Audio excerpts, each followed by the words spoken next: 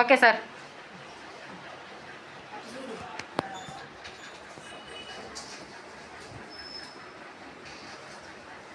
నారాయణమ్మ గారు, ఈయన ఏమవుతాడా? మీ ఆయన. ఈయనకి నేను వచ్చి చూసినప్పుడు ఎలా ఉండిందా? ఏం బాగలేదా?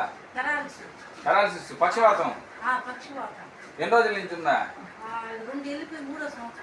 3 సంవత్సరాలుగా పక్షవాతం ఉంది. 3 సంవత్సరాలుగా పక్షవాతం ఉంటే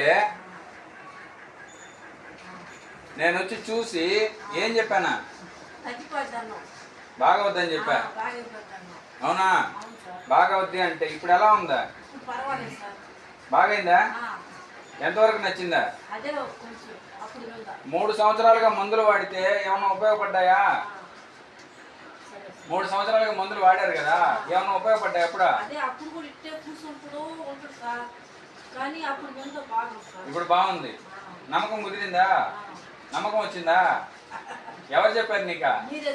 అవునా? హైదరాబాద్ కూడా అందరికి, మీ బంధువులు అందరికి పంపిస్తాం. వాళ్ళకి పంపిస్తాం. సరేనా? ఎంతైనా వయసా? 55 సంవత్సరాలు వయసు. ఈయన కార్ డ్రైవర్గా పనిచేస్తున్నాడు కృష్ణారెడ్డి వాళ్ళ దగ్గర.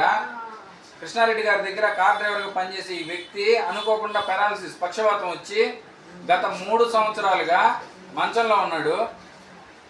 అయితే కస్తూరి మేడంకి బస్సులో పరిచయం అయింది నారాయణమ్మ. బస్సులో వస్తా ఉంటే నారాయణమ్మ పరిచయం అయింది కస్తూరి మేడంకి. పరిచయం అయిన తర్వాత కస్తూరి మేడము పక్షవాతానికి మంచిగా ఉపయోగపడే సప్లిమెంట్స్ ఉన్నాయి అని చెప్తే నారాయణమ్మ గారు నా దగ్గరికి వచ్చారు. నా దగ్గరికి వచ్చి నాతో మాట్లాడిన తర్వాత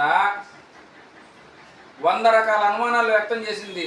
బాగా వద్దా, బాగాదా, మళ్ళా మింగితే మా ఆయనకి ఏమన్నా అయిపోద్దేమో, మళ్ళీ నేను ఒక్కదాన్ని అయిపోతానేమో అని చెప్పి 100 రకాల అనుమానాలు వ్యక్తం చేసింది. 100 రకాల అనుమానాలు వ్యక్తం చేసి 1 నెల తర్వాత మందులు తీసుకొని, అదే మన ఫుడ్ సప్లిమెంట్స్ తీసుకొని వాడడం మొదలుపెట్టింది. వాడడం మొదలు పెడితే ఎన్ని రోజులు అయిందా? ఎన్ని రోజులు లేచాడా? 1 నెలలో కొంత మార్పు వచ్చింది. 2వ నెలలో ఈ విధంగా పైకి లేచి కూర్చుంటున్నాడు. కృష్ణారెడ్డి గారి వాళ్ళు ఆ డబ్బుని